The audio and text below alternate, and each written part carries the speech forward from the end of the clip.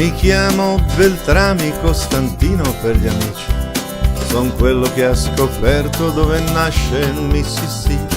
E a Bergamo Alta che mi han battezzato, ma amavo l'avventura e me ne sono andato.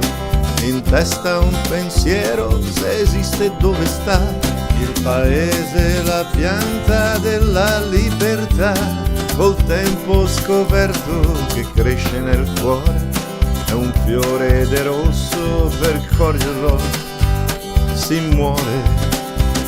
Da giovane il mio mito era Napoleone, che a noi ha portato la rivoluzione. E quando a Sant'Elena l'han confinato, Massone Carbonaro, il carcere ho rischiato. Ho perso il grande amore, ma in guerra col destino. A 40 e più anni mi son messo in cammino. L'Europa oramai era da imbalsamare, l'America invece è un sogno da inaugurare.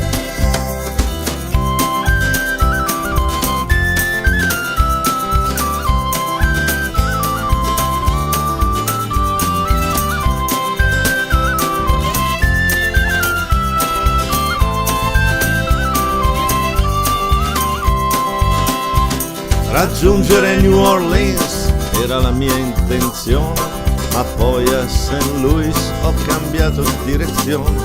Col generale Clark sul battello a vapore scoprì che il Mississippi era il mio nuovo amore. Sebbene sia di Bergamo e che sia un bortolino, io vado dove il fiume ritorna piccolino. Viaggiai con Mr. Long, soldato anzi maggiore, però mi ha ingannato, non era uomo d'onore. In piedi alla canoa remavo e piano piano sul padre dei fiumi me ne andavo lontano. Scrutavo l'orizzonte e l'acqua d'argento fra immense foreste coi miei capelli al vento. Dissi un man creduto, una divinità, per via dell'ombrello rosso si sa.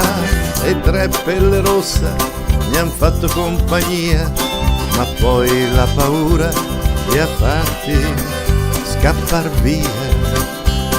In quei 5 mesi di stress, sacrifici del gran Mississippi trovai le radici sperdute in un lago che io ho battezzato il lago di Giulia, la dama che ho amato. Però dopo 1000 fatiche e dolore, in troppi mandato dell'impostore, ed è dopo morto che mi hanno benedetto. Beltrami County è il nome ormai del luogo che ho scoperto. Son sempre quel Beltrami, son qui in paradiso, rubo le barche a San Pietro e per mesi non mi faccio vivo.